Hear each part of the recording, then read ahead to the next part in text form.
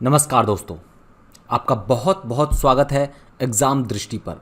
Guys, आज की date है 1 सितंबर 2022 और डेली करंट अफेयर सेशन में हम लोग यहाँ पर आज के इम्पॉर्टेंट सवालों को डिस्कस करेंगे जो करंट अफेयर में रही हैं, चाहे नेशनल लेवल्स पर हो या फिर इंटरनेशनल कोई भी करंट इश्यू हो, उन सभी को हम बहुत ही अच्छे से डिस्कस करेंगे गाइज। सबसे पहले आप लोग अगर चैनल पर नए हैं तो सब्सक्राइब कर लीजिए। इसके अलावा सेशन को लाइक कर दीजिए और सेशन को शेयर ज़रूर कर लीजिएगा गाइज़। और इसकी पीडीएफ की बात करूं मैं दोस्तों, तो इसकी पीडीएफ आप लोगों को हमारे टेलीग्राम चैनल पर मिल जाएगी, तो टेलीग्राम चैनल आप लोग ज़रूर ज्वाइन कर लेना। ओके दोस्तों, इसके अलावा आप लोग एप्लीकेशन को भी ज़रूर डाउनलोड कर लीजिए और एप्लीकेशन की लिंक भी नीचे डिस्क्रिप्शन बॉक्स में अवेलेबल है, तो इसको भी ज़रूर डाउनलोड कर लीजिएगा क्योंकि हमारे सारे जो स्मार्ट कोर्सेज़ हैं, इसके अलावा आप लोगों के लिए और बहुत सारे कोर्सेज़ या बहुत सारा कंटेंट आप लोगों को यहीं पर मिलेगा। एप्लीकेशन डाउनलोड करना ज़रूरी है आप लोगों के लिए, तभी आप लोग एक्सेस कर सकते हैं। इसके अलावा साथियों, हमारे जो कोर्सेज़ हैं, जो मिशन एसडीएम 2.0, मिशन एसडीएम 2.0, ये इसका साथियों अब 77% का डिस्काउंट समाप्त हो चुका है। अब इसके डिस्काउंट अब नहीं है आपके पास में, लेकिन ये जो बैच है साथियों 5 सितंबर से शुरू हो रहा है। ठीक है, 5 सितंबर से शुरू हो रहा है, तो आप लोग ये बैच ज़रूर ज्वाइन कर लीजिएगा। अगर आप लोग पीसीएस की तैयारी कर रहे हैं या फिर किसी आप कोई और दूसरे कोर्स की तैयारी, अपना जो पीसीएस के 2023 की या फिर उससे आगे की तैयारी कर रहे हो। इसके अलावा गाइज, जो हमारा समर्पण बैच है, अगर आप आरओ एआरओ की तैयारी कर रहे हैं तो समर्पण बैच आपके लिए बहुत ज़्यादा इंपॉर्टेंट है, क्योंकि आरओ एआरओ की वैकेंसीज़ मुझे लगता है महीने भर में के भीतर आ जाएंगी। और अब की बार जो वैकेंसी आएंगी ना गाइज, वो बहुत अच्छी खासी वैकेंसीज आएंगी पिछली बारों की तुलना में। यानी कि जो पिछली बार आती थी, पिछले 1-2-4 सालों से जो आ रही हैं, उतने उससे ज़्यादा ही वैकेंसी अब की बार आएंगी। तो इसके लिए हमारा समर्पण बैच शुरू होने वाला है। कब से? 5 सितंबर से। तो 5 सितंबर से साथियों हमारा ये बैच शुरू हो रहा है। ये बैच भी आप लोग ज़रूर ज्वाइन कर लीजिएगा। यहाँ पर आप लोगों को प्री, यानी कि जो आरओ 2 फेज़ में होता है ना, एक तो आरओ में प्री होता है और इसके अलावा मेंस भी होता है, तो दोनों ही फेजेस की आप लोगों को तैयारी कराई जाएगी बहुत ही अच्छे से एक्सपर्ट फैकल्टीज़ के द्वारा। यहाँ पर आप लोगों के लिए पीडीएफ मिलेगी। इसके अलावा क्लास नोट्स भी आप लोगों के लिए यहाँ पर दी जाएंगी, है ना, क्लास नोट्स दिए जाएंगे। और क्लास नोट्स के अलावा साथियों यहाँ पर आप लोगों के टेस्ट वगैरह होंगे। वीकली इवेल्युएशन भी आप लोगों को यहाँ पर इवेल्युएशन आप लोगों को किया जाएगा। तो साथियों ये कोर्सेज जो हैं आप लोगों के लिए बहुत बहुत बहुत ज़्यादा इंपॉर्टेंट है। मिशन एसडीएम में आप लोगों के लिए साथियों में प्री और प्री के अलावा मेंस और मेंस के अलावा इंटरव्यू, तीनों ही फेजेस की आप लोगों की तैयारी कराई जाती है। तो ये जो मिशन एसडीएम 2.0 है, ये भी आप लोग ज़रूर ज्वाइन कर लीजिएगा और जितना जल्दी हो सके उतनी जल्दी कर लीजिएगा, क्योंकि अब इसमें ज़्यादा देर नहीं है। 5 सितंबर से ये बैच शुरू हो जाएगा गाइज, है ना। तो इसमें यहाँ पर आप लोगों के लिए प्री, मेंस और इंटरव्यू तीनों की तैयारी कराई जाएगी। इसके अलावा प्रीलिम्स में भी जीएस पेपर 1 और जीएस पेपर 2, मतलब सी सेट जो होता है, जीएस पेपर 1 और सी सेट दोनों की यहाँ पर आप लोगों की बहुत ही अच्छे से तैयारी हो जाएगी।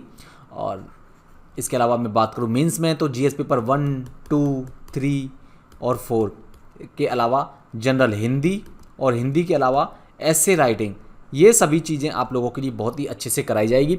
और यहाँ पर आप लोगों के लिए क्लास नोट्स भी मिलेंगे, पीडीएफ भी आप लोगों को प्रोवाइड कराई जाएगी और डेली मेंस आंसर राइटिंग आप लोगों के लिए यहाँ पर मिशन एसडीएम 2.0 के तहत कराई जा रही है। साथियों इंटरव्यू की तैयारी आप लोगों के लिए लगातार होती रहेगी। अगर आप ये सोच रहे हैं कि पहले प्री क्लियर हो जाए, मेंस क्लियर हो जाए, फिर इंटरव्यू की तैयारी कर लेंगे, तो आप गलत हैं। इंटरव्यू की तैयारी आप लोगों के लिए साथ के साथ करनी होगी, तभी जाकर के एक बढ़िया पकड़ आपकी बन सकती है कि किसी चीज़ को सोचने के लिए तुरंत कैसे आपका माइंड इस तरह से डेवलप हो जाए कि कोई आंसर आपसे पुट कर रहा है अगर इंटरव्यू पैनल में बोर्ड मेंबर जो है, तो आप तुरंत उसका बहुत ही अच्छा आंसर कर सकें। तो ये सब चीज़ें हैं मिशन एसडीएम 2.0 के लिए, 2.0 के तहत। तो ज़रूर आप लोग इस बैच को ज्वाइन करिए और एप्लीकेशन ज़रूर डाउनलोड कर लीजिएगा आप लोग। चलिए आज शुरुआत करते हैं हम अपना। और आज का जो मोटिवेशनल कोर्स है, जो आप लोगों के लिए बहुत ही एनर्जेटिक आप लोगों के लिए बनाएगा, पूरे दिन आप लोगों के लिए एनर्जी रहेगी। वो ये है कि साथियों, जब तक आप खुद पर विश्वास नहीं कर सकते तब तक आप भगवान पर भी विश्वास नहीं कर सकते। तो सबसे पहले आप लोगों को खुद पर विश्वास करना होगा, खुद में अपने आप में कॉन्फिडेंस आप लोगों को जगाना होगा, तभी आप लोग अपने आप को आगे मतलब किसी भी इस एग्ज़ाम को क्रैक कर पाएंगे आप लोग। तो सबसे पहले आप लोगों के लिए आप लोगों को एक कॉन्फिडेंस अपने आप को बिल्डअप करना होगा अपने भीतर कि नहीं मैं कर सकता हूँ, है ना। तो तभी अपने आप को आप लोग आगे बढ़ा सकते हैं। तो साथियों अब चलिए शुरुआत करते हैं हम अपने आज के सेशन की, और ये हमारा रिलेवेंस ऑफ द डे 1 सितंबर का। ठीक है, रिलेवेंस क्या है? रिलेवेंस का मतलब होता है साथियों कि आज के दिन यानी कि 1 सितंबर के दिन इतिहास में क्या क्या हुआ है ना। तो ये हमने यहाँ पर शामिल किया है। क्या क्या हुआ है देखिए, 1 सितंबर को ही 1947 में दोस्तों इंडियन स्टैंडर्ड टाइम यानी कि IST was introduced as the official time for the whole country, यानी कि पूरे देश के लिए IST को अपनाया गया था 1 सितंबर 1947 के लिए, 47 को ही पूरे देश भर के लिए एक ऑफिशियल टाइम के रूप में। तो ये आप लोगों को याद रखना है गाइज। सेशन को जल्दी से शेयर कर दीजिए और जल्दी से लाइक ज़रूर कर लीजिएगा। इतना बढ़िया शानदार क्लास है, जानदार क्लास है, तो जल्दी से लाइक कर दीजिए, सेशन को शेयर कर दीजिएगा। नेक्स्ट है हमारा, देखिए 1 सितंबर को ही 1581 में क्या हुआ था, जो गुरु रामदास थे, कौन थे ये सिखों के जो 10 गुरु थे ना, उनमें से एक थे, इनकी डेथ हुई थी 1 सितंबर 1581 को। 1942 में क्या हुआ, 1942 में साथियों 1 सितंबर यानी आज ही के दिन इंडियन नेशनल आर्मी INA इसका गठन किया गया था, इसको फाउंड किया गया था किसके द्वारा? रास बिहारी बोस के द्वारा इंडियन नेशनल आर्मी की स्थापना की गई थी आज ही के दिन 1942 में, आप लोगों को याद रखना है।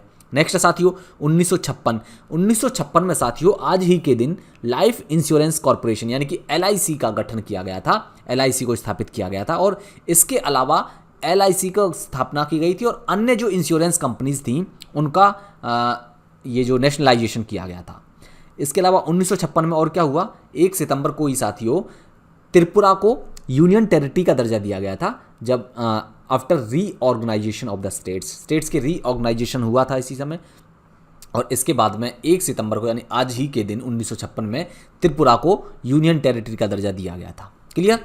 नेक्स्ट 1964 गाइज, 1964 में इंडियन ऑयल कॉरपोरेशन, जो हमारी आज के समय में एक सार्वजनिक कंपनी है ना, ऑयल के क्षेत्र में, ऑयल पेट्रोलियम वगैरह इन सब के क्षेत्र में ये एक कंपनी है जिसका गठन किया गया था 1964 में आज ही के दिन, और इनको 2 कंपनियों को मिला करके मर्ज करके इसका गठन किया गया था। ये 2 कंपनियां कौन कौन सी थी? ये थी साथियों एक तो इंडियन ऑयल रिफाइनरी और दूसरी थी इंडियन ऑयल कंपनी। तो इन 2 कंपनियों को मिला करके, इन 2 कंपनियों को मर्ज करके 1964 में आज ही के दिन इंडियन ऑयल कॉरपोरेशन का गठन किया गया था। नेक्स्ट साथियों 1668 यानी कि 1668 में आज ही के दिन मुंबई को ईस्ट इंडिया कंपनी को सौंप दिया गया था, किसके द्वारा? इंग्लैंड के सम्राट के द्वारा। मुंबई जो भारत का आज के समय में एक जो शहर है, आज तो ये जो महाराष्ट्र की कैपिटल है आज, लेकिन उस समय एक अपने आप में एक स्टेट हुआ करता था, है ना, एक रियासत थी, ये पूरी की पूरी स्टेट हुआ करता था जो कि कंपनी के अंडर था। तो इसको क्या ईस्ट इंडिया कंपनी को सौंप दिया गया था 1668 में। नेक्स्ट है 1798 सहायक संधि, आपने सुनी होगी, हिस्ट्री में पढ़ा भी होगा बहुत अच्छे से। तो साथियों निजाम ऑफ हैदराबाद ने, हैदराबाद के निजाम ने सहायक संधि पर हस्ताक्षर करे थे ईस्ट इंडिया कंपनी के साथ आज ही के दिन, और निजाम ऑफ हैदराबाद पहला ये शासक था जिसने सहायक संधि पर हस्ताक्षर किए थे 1798 में 1 सितंबर ही के दिन। 1965 साथियों 1965 में इंडिया और पाकिस्तान की वार शुरू हुई थी आज ही के दिन 1 सितंबर को। नेक्स्ट 2014 में साथियों नालंदा यूनिवर्सिटी को फिर से शुरू किया गया था आज ही के दिन 1 सितंबर के दिन। तो आप लोगों को याद रखना, ये सारा था आज का रिलीवेंस ऑफ द डे। अब हम अपना आज का सेशन देखते हैं। सबसे पहले बात करते हैं साथियों नेशनल न्यूट्रिशन वीक के बारे में। 1 सितंबर को नेशनल न्यूट्रिशन वीक शुरू होता है, 1 सितंबर से 7 सितंबर के बीच में, यानी 7 दिन का ये वीक होता है। तो इसको बोलते हैं हम नेशनल न्यूट्रिशन वीक। सितंबर का जो पहला हफ्ता होता है साथियों, उसको नेशनल न्यूट्रिशन वीक के रूप में सेलिब्रेट करा जाता है भारत सरकार के द्वारा। क्यों किया जाता है? इसमें देखो न्यूट्रिशन की इंपॉर्टेंस को लोगों को बताना है, लोगों को इसकी महत्ता को समझाना है कि ह्यूमन बॉडी के लिए न्यूट्रिशन कितने ज़्यादा इंपॉर्टेंट है, इसके बारे में लोगों को नॉलेज प्रदान करना, ये सब इसके उद्देश्य हैं। और इनको ये भी बताना है लोगों को कि अपनी अगर बेटर हेल्थ सुनिश्चित करनी है तो भी हमको न्यूट्रिशन पर ध्यान देना होगा। तो ये तो रही नेशनल न्यूट्रिशन वीक के बारे में बात।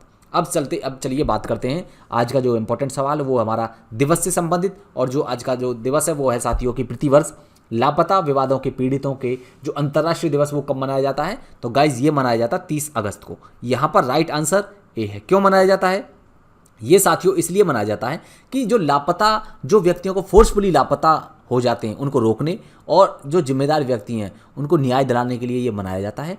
इसके अलावा क्योंकि व्यक्तियों को लापता करने के संबंधित भी इसका उद्देश्य ये भी होता है लोगों का कि समाज के भीतर आतंक फैलाना, है ना, टेरर को बढ़ावा देना, लोगों यानी समाज के भीतर भय उत्पन्न करना, ये भी इसका एक, इसीलिए लोगों को फोर्सफुली भी लापता कर दिया जाता। तो इस सब चीज़ से के बारे में ये अंतर्राष्ट्रीय दिवस के रूप में मनाया जाता है संयुक्त राष्ट्र के द्वारा। कब? 30 अगस्त को। तो ध्यान रखना आप लोगों को, 30 अगस्त को मनाया जाता है ये दिवस। इसके बारे में नेक्स्ट है कि राष्ट्रीय लघु उद्योग दिवस। साथियों, जो राष्ट्रीय लघु उद्योग दिवस है वो भी प्रतिवर्ष 30 अगस्त को ही मनाया जाता है। क्यों मनाया जाता है? कि देश के विकास में जो छोटे उद्योग हैं, लघु उद्योग, MSMEs, उनके योगदान को मान्यता देना इसका उद्देश्य है। Next, international whale shark day. तो साथियों, इंटरनेशनल व्हेल शार्क डे भी 30 अगस्त को ही सेलिब्रेट किया जाता है। तो ये सभी दिवस जो आप लोगों को याद रखने हैं। नेक्स्ट है हमारा सवाल, हाल ही में भारतीय ओलंपिक संघ यानी कि इंडियन ओलंपिक एसोसिएशन, इनके जो नए चुनाव होने तक किसे संघ के नए अध्यक्ष के रूप में चुन लिया गया है। तो आप लोगों को याद होगा लगभग 1 महीने भर पहले नरेंद्र बत्रा जो इसके अध्यक्ष हुआ करते थे, इन्होंने क्या दे दिया था? इस्तीफा दे दिया था। तो अभी जो है भारतीय ओलंपिक संघ के नए अध्यक्ष के रूप में आदिल सुमरीवाला को चुना गया है। आप लोगों को याद रखना ये सारी चीज़ें। तो राइट आंसर यहाँ पर गाइज, यहाँ पर राइट आंसर है सी। इसके बारे में कुछ और डिस्कस करें। जुलाई 2022 में नरेंद्र बत्रा ने इस्तीफा दे दिया था और उसके बाद से ये पद रिक्त हो गया था। बाद में कार्यवाहक के तौर पर कुछ अन्य अध्यक्ष भी चुने गए थे, लेकिन अब इनको आदिल सुमरीवाला को जब तक चुनाव होते हैं भारतीय ओलंपिक संघ के, तब तक के लिए अध्यक्ष के रूप में चुन लिया गया है। क्लियर? और इसके अकॉर्डिंग 18 कार्यकारी जो सदस्य थे उन्होंने इस रिक्ति को भरने के लिए आवेदन किया था। तो अब जो है ध्यान रखिएगा, अभी अध्यक्ष कौन है? आदिल सुमरीवाला इसके अध्यक्ष हैं।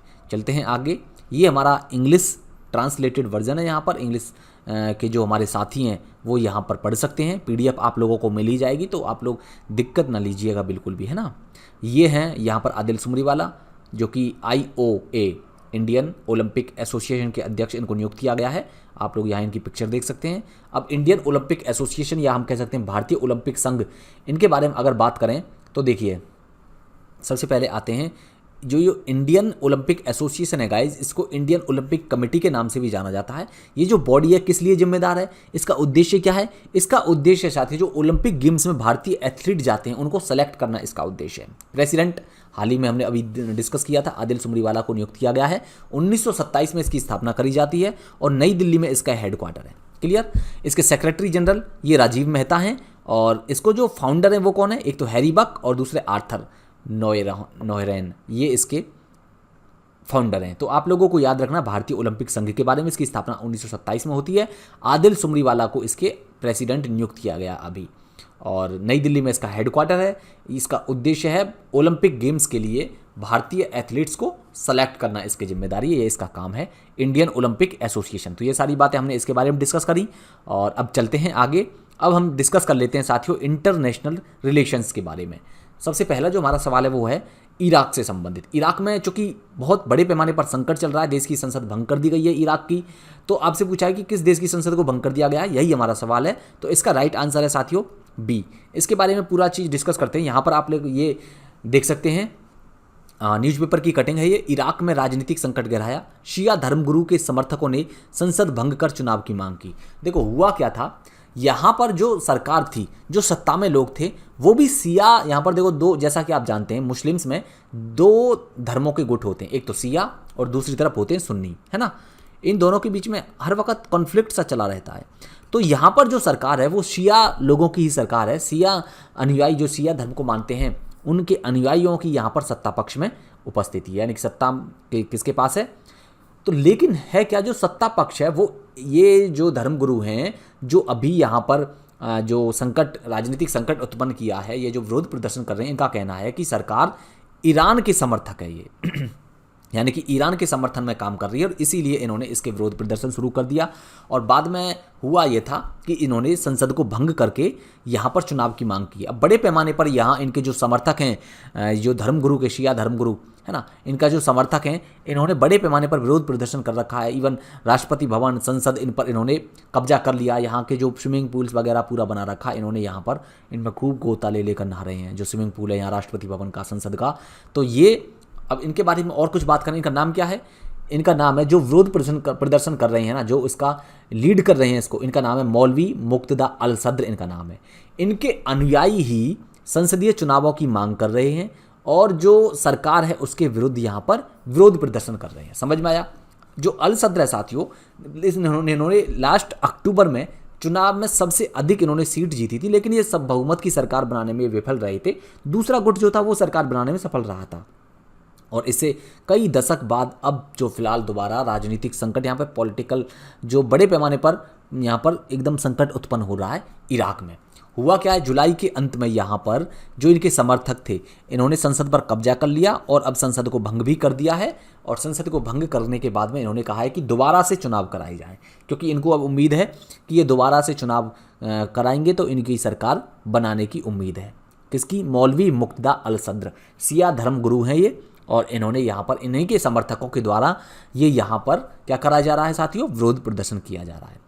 क्लियर? सारी बातें समझ में आए? पूरा इश्यू क्या है? अब आप सोच रहे होंगे कि ठीक है, तो भारत को इससे क्या, हमें क्या लेना देना? बिल्कुल फ़र्क पड़ता है, इंडिया को फ़र्क पड़ता है, क्योंकि आप समझते ही हैं भारत का 80 से 83%, 80 से 85% जो हम ऑयल इंपोर्ट करते हैं वो इराक से ही इंपोर्ट करते हैं। तो इसलिए चूँकि हम इस पर बहुत ज़्यादा निर्भर हैं, अगर यहाँ पर कोई भी राजनीतिक संकट उत्पन्न होता है तो उसका सीधा सीधा प्रभाव भारत की इकोनॉमी पर पड़ेगा दोस्तों। तो इसीलिए ये इंपॉर्टेंट है। क्लियर? सारी बातें यहाँ पर हमने डिस्कस करी। अब चलते हैं आगे। ये इंग्लिश वर्जन है, यहाँ पर इंग्लिश में हमने ट्रांसलेटेड आप लोगों के लिए स्लाइड तैयार करी है, तो आप लोग यहाँ पर पढ़ सकते हैं। अब आगे चलते हैं।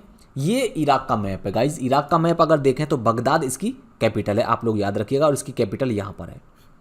कैपिटल के बगल में ही यहाँ पर फलूजा वगैरह, किरकुक, ये सभी शहर बहुत इंपॉर्टेंट है। मोसुल, ये जो शहर है ना गाइज, ये बहुत बहुत बहुत इंपॉर्टेंट। डायरेक्ट सवाल आते हैं, आपसे पूछ लेगा कि मोसुल जो शहर है ये हाल ही में चर्चा में था, ये किस देश में है?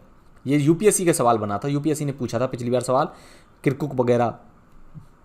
इसके अलावा यहाँ पर आप देख सकते हैं करबाला, यहाँ पर अलकुट है, और दो नदियाँ बहुत इंपॉर्टेंट है इराक में, आप लोग याद रखिएगा इनका जिक्र साथियों। ये हमारे जो हड़प्पन जो सभ्यता है, हड़प्पन सिविलाइजेशन है ना, हड़प्पा सभ्यता में भी इन नदियों का जिक्र आता है, क्योंकि भारत के संबंध थे यहाँ पर ट्रेड को लेकर के। अब ये जो एक तो यूफ्रेट्स रिवर है, यूफ्रेट्स रिवर, और दूसरी है टिग्रिस रिवर। इन दोनों रिवर्स के नाम आप लोग याद रखिएगा। आपसे सवाल पूछा जा सकता है कि यूफ्रेट्स रिवर और टिग्रिस रिवर किन देशों में बहती हैं? तो इराक में बहती है। और यहाँ पर एक और साइट इंपॉर्टेंट है इराक की, ये है अल बसरा।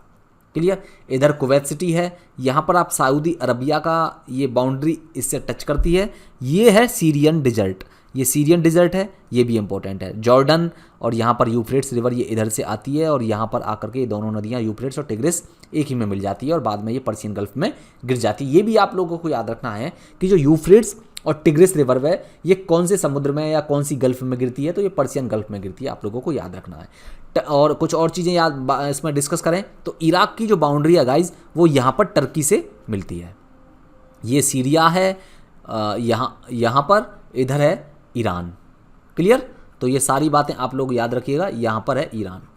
तो चलिए अब आगे चलते हैं गाइज, और अपना नेक्स्ट सवाल देख लेते हैं कि भारत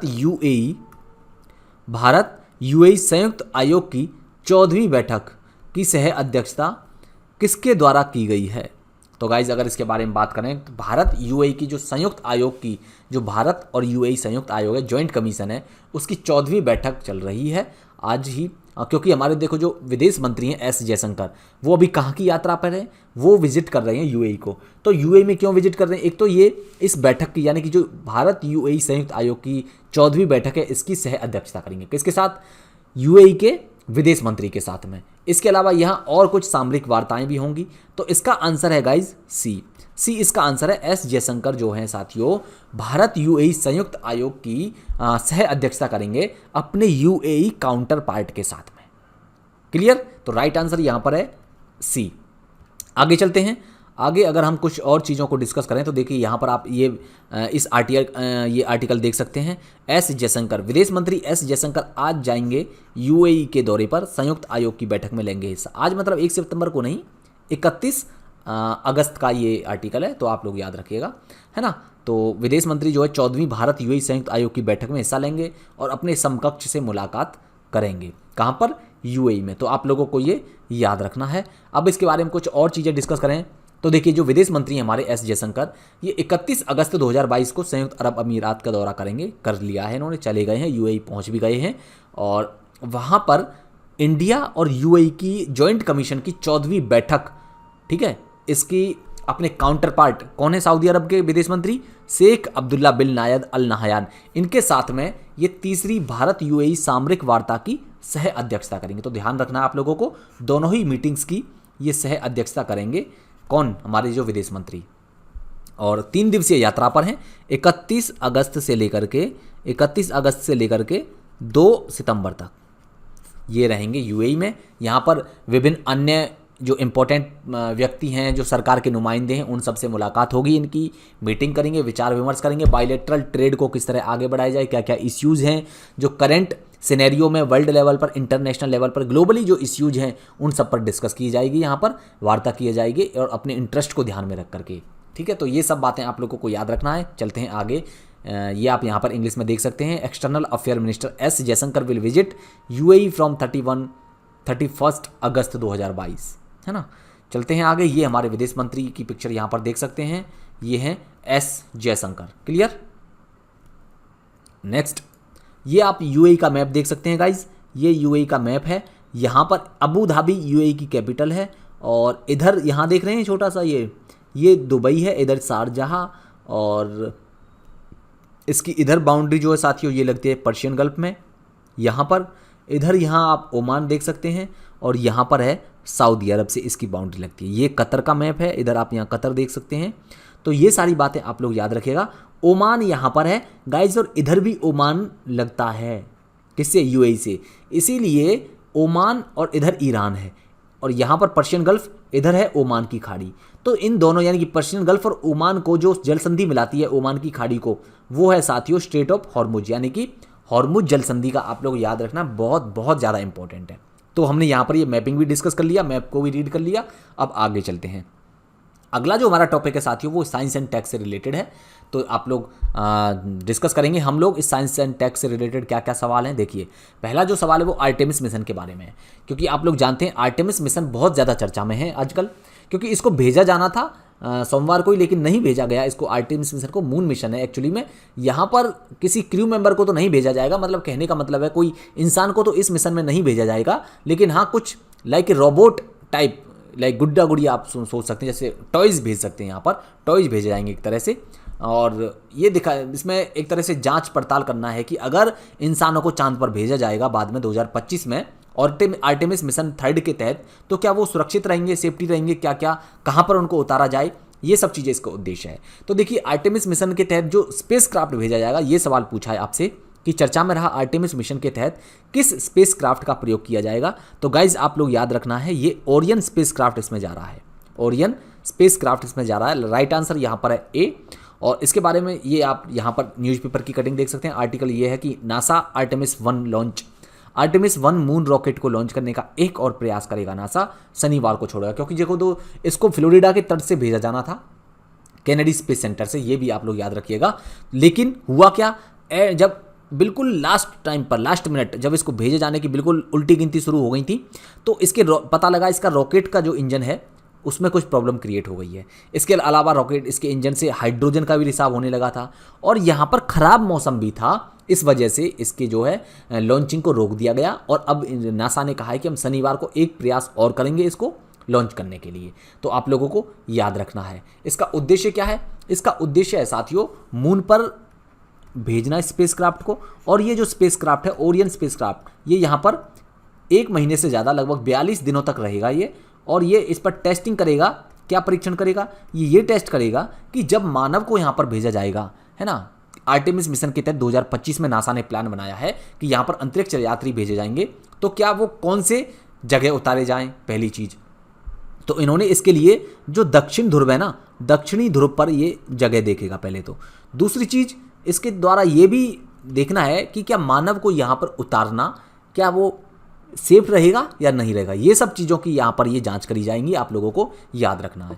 तो ये सब चीज़ें हमने यहाँ पर डिस्कस करी। ओरियन स्पेसक्राफ्ट को भेजा जाएगा, और इसके अलावा कुछ और चीज़ें बात करें तो जो शनिवार को, क्योंकि हमने डिस्कस कर ही लिया है, इसकी उड़ान होनी थी लेकिन हुई नहीं हुई। इस रॉकेट के बारे में बात करें तो 322 फुट का रॉकेट है, यानी कि 98 मीटर लंबा है और अब तक का सबसे शक्तिशाली रॉकेट है। इससे बिना, यानी कि अभी इसमें कोई चालक दल का कोई भी सदस्य नहीं होगा, बिना चालक दल के इसमें भेजा जाएगा और 42 दिनों तक चांद पर टेस्टिंग करेगा। ये आप लोगों को याद रखना है। मोस्ट पावरफुल रॉकेट है ये अब तक का नासा का।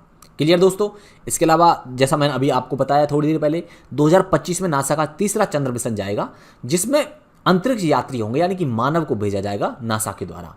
इस पर काम कर रहा है नासा, प्लान बना लिया, योजना तैयार है नासा की, और चांद पर इंसान को भेजना इसका उद्देश्य है ना। उससे पहले ये सब टेस्टिंग करी जा रही है नासा के द्वारा कि क्या सब कुछ ठीक रहेगा, कोई प्रॉब्लम तो नहीं रहेगी, ये सब चीज़ें टेस्ट करना। इसी के लिए आर्टेमिस 1 को भेजना था, लेकिन इसकी तकनीकी समस्याओं की वजह से नासा ने जैसा बताया है उस वजह से इसको भेजा नहीं गया है।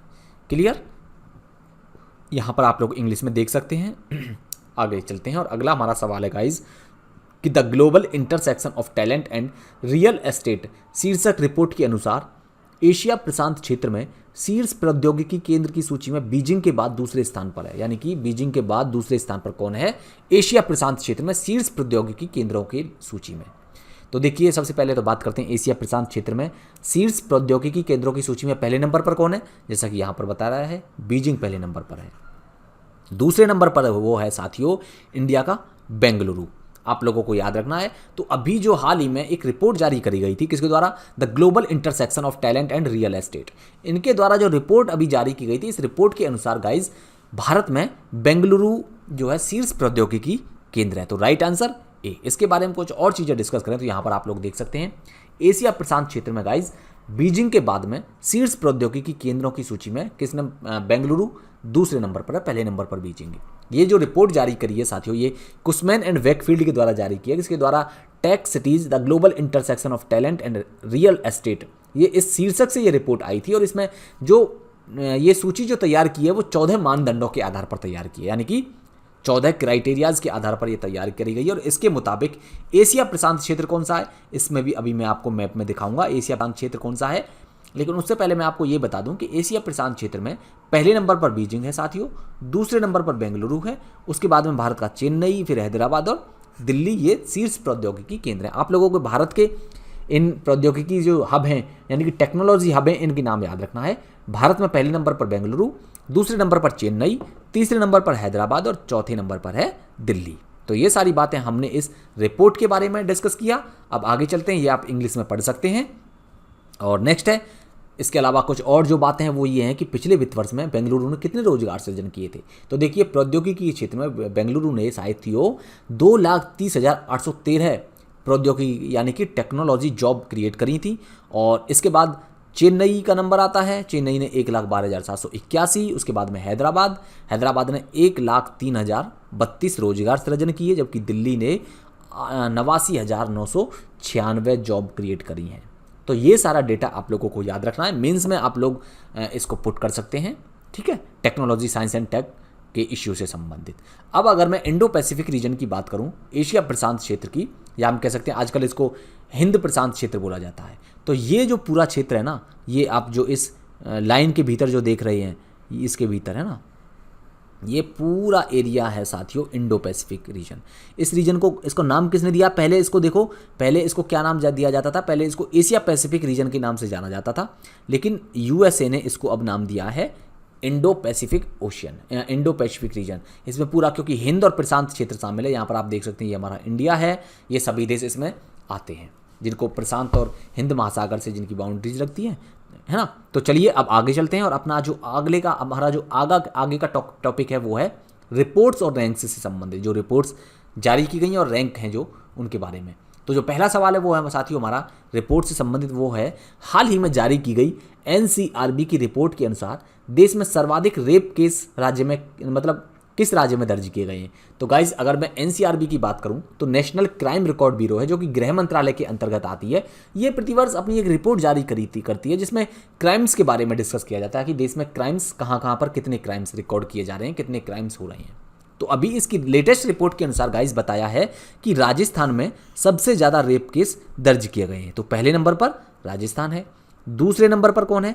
दूसरे नंबर पर साथियों मध्य प्रदेश, तीसरे नंबर पर है महाराष्ट्र और चौथे नंबर पर है यूपी। इस रिपोर्ट के अनुसार, एनसीआरबी की रिपोर्ट के अनुसार रेप केसेस के मामले में यहाँ पर आप ये आर्टिकल देख सकते हैं। 86 rapes were recorded daily in India in 2021, यानी कि 2021 में इंडिया में अगर मैं बात करूँ तो डेली 86 रेप्स रिकॉर्ड किए गए हैं, और इनमें भी राजस्थान टॉप में है लिस्ट में। ये एनसीआरबी का डेटा कहता है, यानी कि नेशनल क्राइम, राष्ट्रीय अपराध रिकॉर्ड ब्यूरो का ये डेटा बोलता है। क्या कहता है? देखिए, राजस्थान में जो रेप केसेस रिकॉर्ड किए गए हैं पूरे देश में सबसे ज़्यादा हैं। 2021 का ये डेटा है और अब रिपोर्ट जारी की गई है, ठीक है, नेशनल क्राइम रिकॉर्ड्स ब्यूरो के द्वारा। टोटल कितने केसेस दर्ज किए गए हैं कंट्री में? ये हैं साथियों 31,677 रेप केस दर्ज किए गए हैं। इसमें से जो राजस्थान में दर्ज किए गए हैं वो हैं 6,337, आप लोगों को याद रखना। जबकि उत्तर प्रदेश में कितने रिपोर्ट किए गए हैं? उत्तर प्रदेश में जो है 2,845 रेप केस रिपोर्ट किए गए हैं। अगर मैं ओवरऑल क्राइम अगेंस्ट विमेन की बात करूं तो ये कितने हैं साथियों? ये हैं 4,28,278 केस ये रजिस्टर किए गए हैं पूरे देश में 2021 में। जबकि उत्तर प्रदेश में सबसे ज़्यादा क्राइम रिकॉर्ड किए गए हैं विमेंस के अगेंस्ट, और ये हैं 56,083 केस। तो आप लोगों को ये पूरा डेटा याद रखना है, मेंस में बहुत इंपॉर्टेंट रहेगा ये डेटा। यहाँ से प्रीलिम्स में भी सवाल पूछा जा सकता है डायरेक्टली, जिस तरह का हमने सवाल बनाया है। तो आप लोग पूरा डेटा और सारी चीज़ों को आप लोग याद रखना है, ठीक है। आगे चलते हैं और अगला हमारा सवाल है गाइज, हाल ही में जारी की गई, देखो ब्लूमबर्ग बिलियनियर्स इंडेक्स के अनुसार, अभी हाल ही में ये ब्लूमबर्ग बिलियनियर्स इंडेक्स जारी की गई है, और इसमें बताया जाता है कि दुनिया में सबसे अमीर व्यक्ति कौन है, यानी कि दुनिया में कौन कौन, किस व्यक्ति के पास में कितनी वेल्थ है, ये इसमें बताया जाता है। तो आपसे पूछा है कि ब्लूमबर्ग बिलियनियर्स इंडेक्स के अनुसार दुनिया का तीसरा सबसे अमीर व्यक्ति कौन बन गया है। तो देखिए, जो गौतम अडानी है, ये इंडिया का गौतम अडानी ये 3rd रिचेस्ट पर्सन है पूरे वर्ल्ड में, आप लोगों को याद रखना है। 3rd richest person of the world कौन है? गौतम अडानी। तो आप लोग दिमाग में सवाल आ रहा होगा, तो पहले नंबर पर कौन है? तो साथियों पहले नंबर पर है एलोन मस्क, जो कि टेस्ला, और दूसरी कंपनी कौन सी है इसकी? एक तो टेस्ला है और दूसरी है स्पेस एक्स। टेस्ला और स्पेस एक्स कंपनी का ये CEO मालिक है जेफ बेजोस। जो जेफ बेजोस है साथियों, ये दूसरे नंबर पर है, 2nd नंबर पर पूरे वर्ल्ड में। और ये जो अमेजोन है ना, जिससे आप लोग बहुत सारी चीज़ें मंगाते हैं, अमेजोन, ये अमेजोन का संस्थापक जेफ बेजोस। तो ये सारी बातें आप लोग याद रखिएगा ना। अब बात करते हैं मुकेश अंबानी की। तो देखिए, जो मुकेश अंबानी है ये पूरे वर्ल्ड में 11वें नंबर पर है, आप लोगों को याद रखना है। अब इनकी संपत्ति कितनी कितनी है टोटल इनके पास में, यहाँ पर आप इस आर्टिकल को देख सकते हैं। गौतम अडानी के नाम नया रिकॉर्ड, दुनिया के तीसरे सबसे बड़े धन कुबेर बने, है ना, ये गौतम अडानी। यहाँ पर आप देख सकते हैं बहुत सारे क्षेत्रों में इनका बिजनेसेस है। कौन कौन से, में बात करेंगे इसके बारे में भी। पहले आप ये देखिए इसके पास में कितनी डॉलर की संपत्ति है। तो देखिए, गौतम अडानी दुनिया के तीसरे सबसे अमीर व्यक्ति बन गए हैं, और ये पहली बार है साथियों जब कोई एशियाई इस रैंक पर पहुंचा है। और गौतम अडानी के पास में अगर मैं टोटल वेल्थ की बात करूं तो इनकी जो टोटल संपत्ति है साथियों वो है 137.4 बिलियन डॉलर।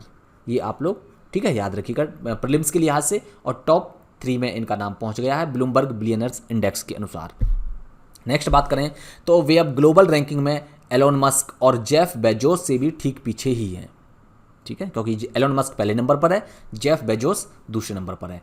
और टेस्ला के CEO हैं जो एलोन मस्क, इसकी संपत्ति की बात करूं तो देखिए इनके पास में 251 बिलियन डॉलर है।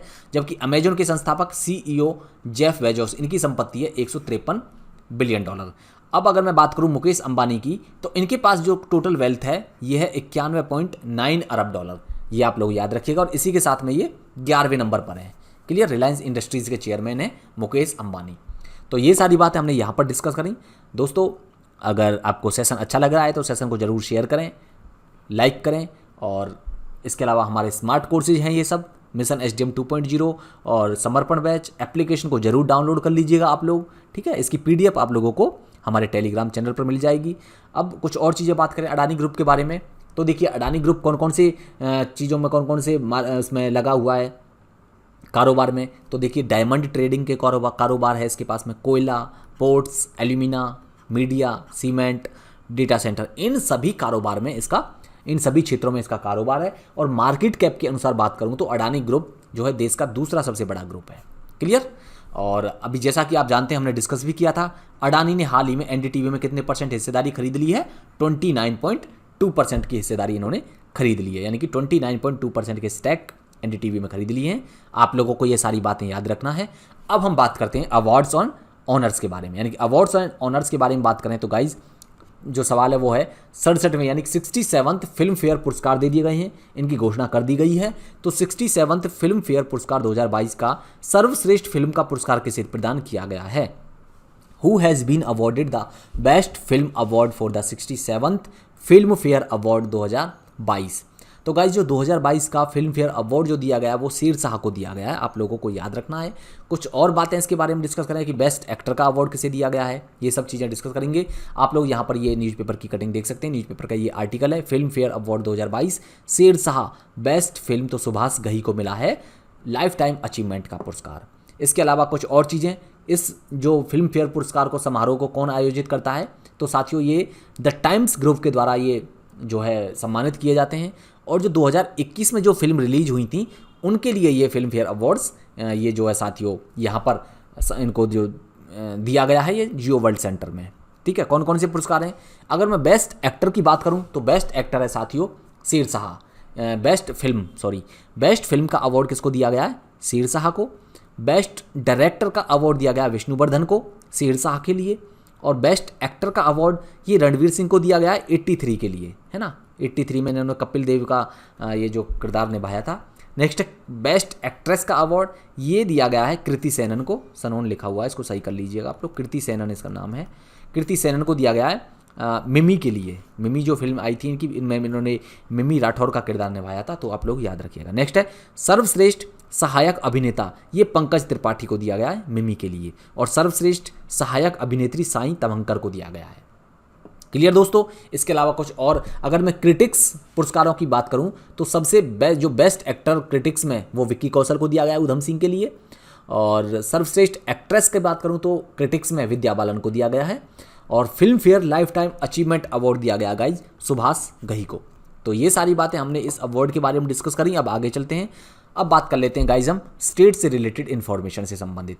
अगर स्टेट से रिलेटेड बात करें, जो है स्टेट से रिलेटेड यानी कि जो राज्यों से संबंधित भी करंट अफेयर होते हैं ना, तो राज्यों से संबंधित एक इंपॉर्टेंट करंट अफेयर है, वो है साथियों हाल ही में किस राज्य के द्वारा मुख्यमंत्री उदीयमान खिलाड़ी उन्नयन योजना की शुरुआत की गई है?